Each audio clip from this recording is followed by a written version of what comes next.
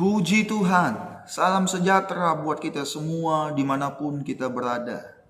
Saya yakin dan percaya keberadaan kita pada saat hari ini itu tidak terlepas dari campur tangan dan anugerah Tuhan yang begitu besar dan melimpah atas hidup kita, anak-anak yang percaya kepada Kristus Yesus Tuhan.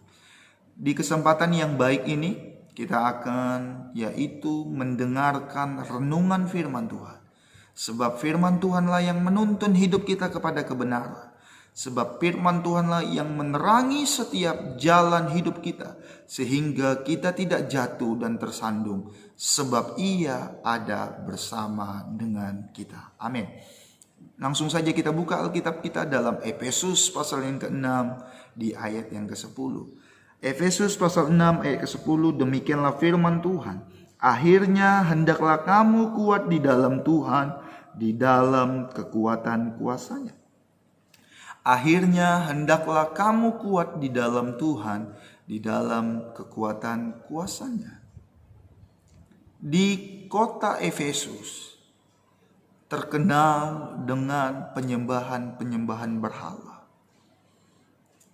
Makanya Paulus dengan ilham yang datangnya daripada Roh Kudus menyampaikan pesan ini, menyampaikan yaitu renungan ini. Hendaklah kamu kuat di dalam Tuhan. Kuat memiliki pengertian teguh, kuat memiliki pengertian kokoh, baik itu dalam pendirian, baik itu di dalam iman. Artinya apa? Yang Paulus inginkan supaya jemaat Tuhan yang ada di kota Efesus tidak diombang-ambing dengan penyembahan berhala. Artinya Paulus ingin umat-umat Tuhan fokus kepada Allah, konsentrasi kepada Allah. Haleluya. Mengapa hal itu Paulus katakan? Karena Paulus pernah tinggal di Efesus. Itu bisa kita lihat di dalam yaitu Kisah Para Rasul di pasal yang ke-19. Paulus pernah tinggal di sana. Ketika Paulus tinggal di sana, Roh Kudus memberikan satu ilham kepada Paulus. Dan Paulus menyampaikannya, hendaklah kamu kuat di dalam Tuhan. Haleluya. Mengapa kita harus kuat di dalam Tuhan? Karena yang pertama, kekuatan kita itu terbatas. Kekuatan kita terbatas. Kekuatan kita kadang mau anjlok. Kekuatan kita mau kadang ambruk. Tapi kekuatan yang datangnya daripada Tuhan itu tidak membuat kita anjlok. Dia terus memperbarui hidup kita. Rahmat-Nya tidak pernah habis-habis untuk memberkati hidup kita, terutama di dalam kekuatan. Dan kekuatan yang datangnya daripada Tuhan itu yang memampukan kita untuk melakukan segala aktivitas kita, baik di dunia sekuler, terutama di dalam pekerjaan Tuhan. Paulus sadar kekuatan manusia itu terbatas. Karena apa? Paulus ingat siapakah kita manusia ini? Paulus ingat bahwa manusia diciptakan dari debu tanah. Debu tanah tak punya arti. Debu tanah tak punya nilai. Debu tanah tidak punya kekuatan. Coba ambil debu. Hembuskan debu itu. Maka debu itu akan hilang. Artinya kekuatan manusia itu tanpa Tuhan tidak ada artinya. Sekuat apapun kita, semakin lama semakin ambruk kekuatan kita. Tapi kekuatan yang daripada Tuhan, kekuatan yang Tuhan suplai atas hidup kita, itu tidak akan pernah membuat kita ambruk. Tapi itu membuat kita tetap eksis. Sebab Tuhan selalu menyuplai itu buat kita yang percaya kepada Tuhan. Hendaklah kamu kuat di dalam Tuhan. Ada keuntungan yang besar ketika kita kuat di dalam Tuhan. Paulus mengatakan hal itu karena Paulus tahu situasi dan kondisi pada saat itu. Sehingga Paulus dengan ilham Roh Kudus dia katakan, hendaklah kamu kuat di dalam Tuhan. Karena akan ada hal-hal yang akan dialami umat-umat Tuhan yang ada di Efesus. Karena yang mereka lawan bukanlah kekuatan fisik. Yang mereka lawan adalah siasat-siasat iblis. Siasat-siasat penghulu di udara. Makanya Paulus menekankan, hendaklah kamu kuat. Supaya jemaat Tuhan yang ada di Efesus dapat tetap bertahan, dapat tetap eksis ketika siasat iblis sedang menyerang hidup mereka. Kekuatan Tuhan yang memampukan kita untuk dapat melawan siasat iblis. Kekuatan yang datangnya daripada Roh Kudus yang mampu memberi kita kekuatan. Paulus menyampaikan, hendaklah kamu kuat. Karena nanti kita baca dalam Efesus pasal yang ke-6, ayat yang ke-11 dan ayat yang ke-12 dikatakan, kamu melawan tipu muslihat si iblis. Kamu melawan penghulu-penghulu di udara. Iblis tidak dapat kita lawan dengan kekuatan kita. Iblis tidak dapat kita lawan dengan kepintaran kita. Iblis tidak dapat kita lawan dengan yaitu keuangan kita. Iblis hanya dapat kita lawan dengan kekuatan yang datangnya daripada Tuhan. Sebab Tuhan sudah beri kekuatan. Sebab Tuhan sudah memberi kuasa kepada orang-orang yang dekat kepada Tuhan. Amin. Iblis siasatnya tidak dapat kita lawan dengan kepintaran kita. Tidak dapat kita lawan dengan yaitu kekuatan kita. Tapi itu dapat kita lawan dengan kekuatan yang datangnya daripada Tuhan. Oleh sebab itu, hendaklah kita semua dapat kuat di dalam Tuhan. Hendaklah kita tetap kuat di dalam Tuhan. Jadi keuntungan yang pertama, ketika kita kuat di dalam Tuhan, kita dapat melawan siasat iblis. Itu di dalam ayat yang ke-11 dan di ayat yang ke-12 dalam Efesus pasal yang ke-6. Keuntungan yang kedua ketika kita kuat di dalam Tuhan.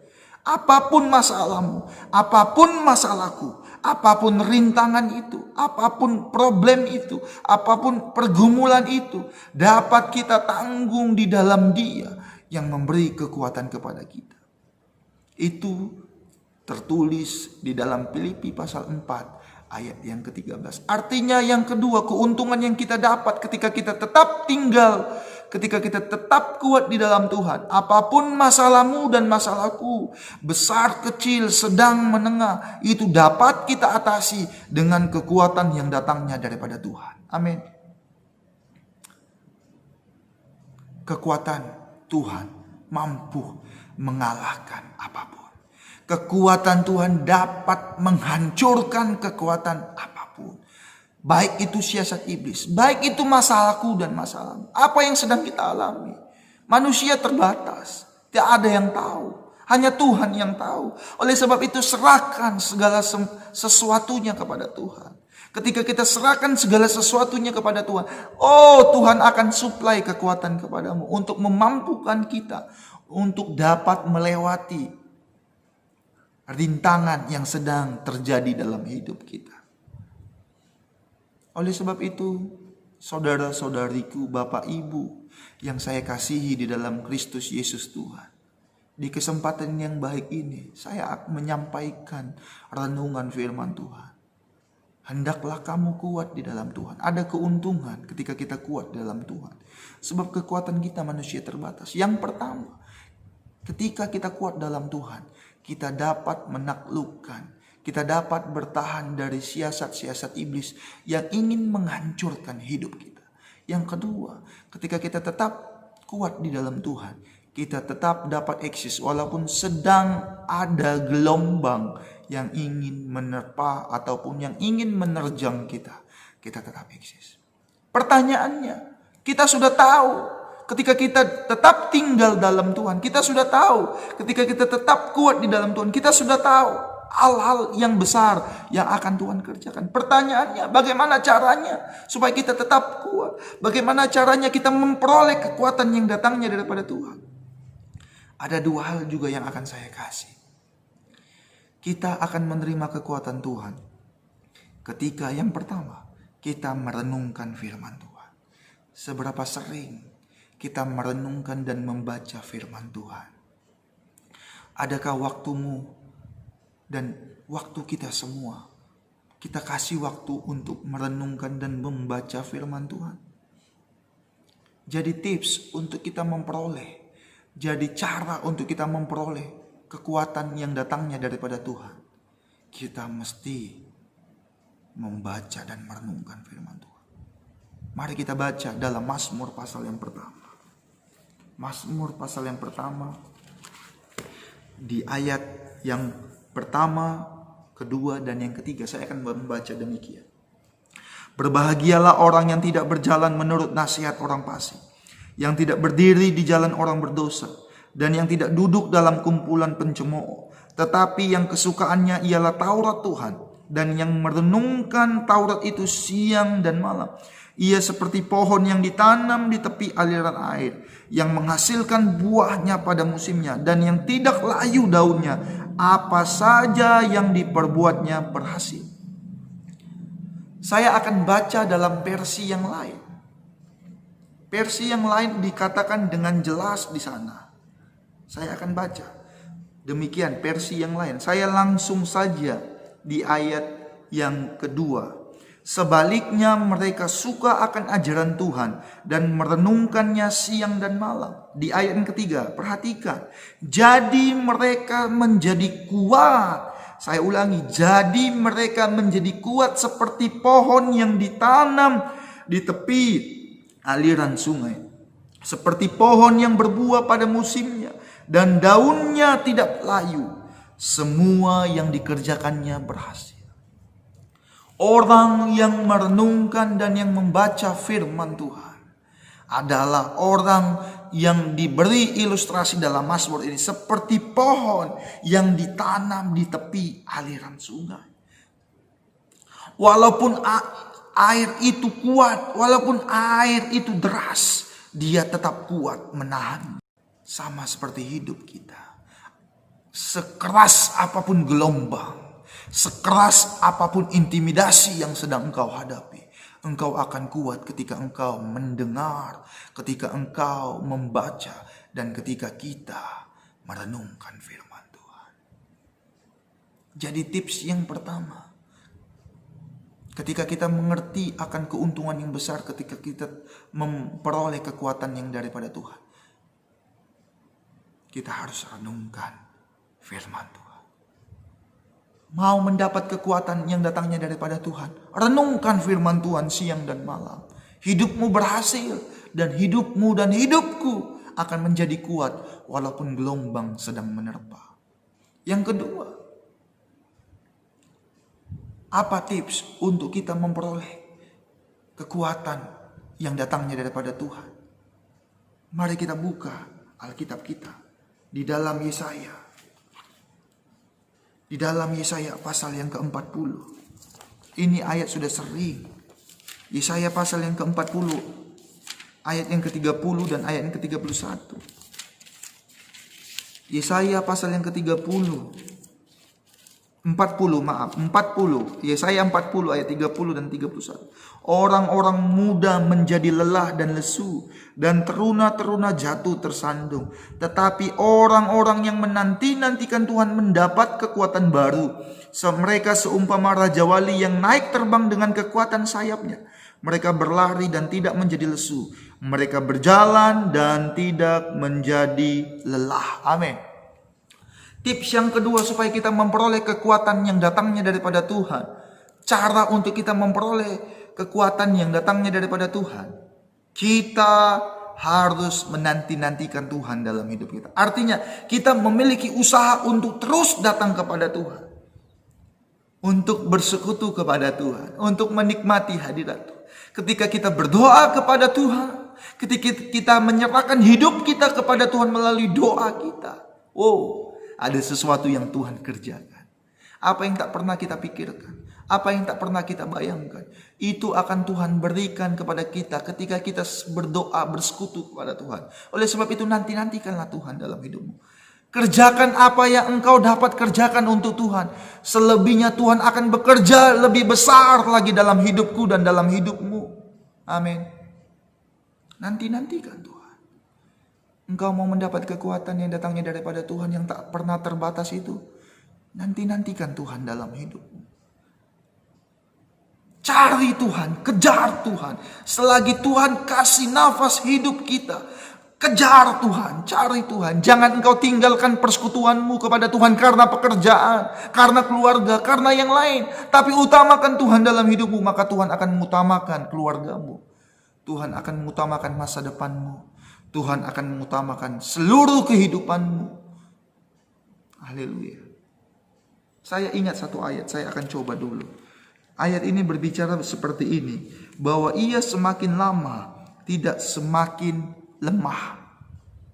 Ini pengalaman dalam, saya coba cari dulu sebentar. Saya ingat ayat ini. Ya, betul. Dalam Mazmur pasal yang ke-84, ayat yang ke-8. LAI memberi yaitu judul rindu kepada kediaman Allah. Saya akan baca dalam Mazmur pasal 84 ayat yang ke-8.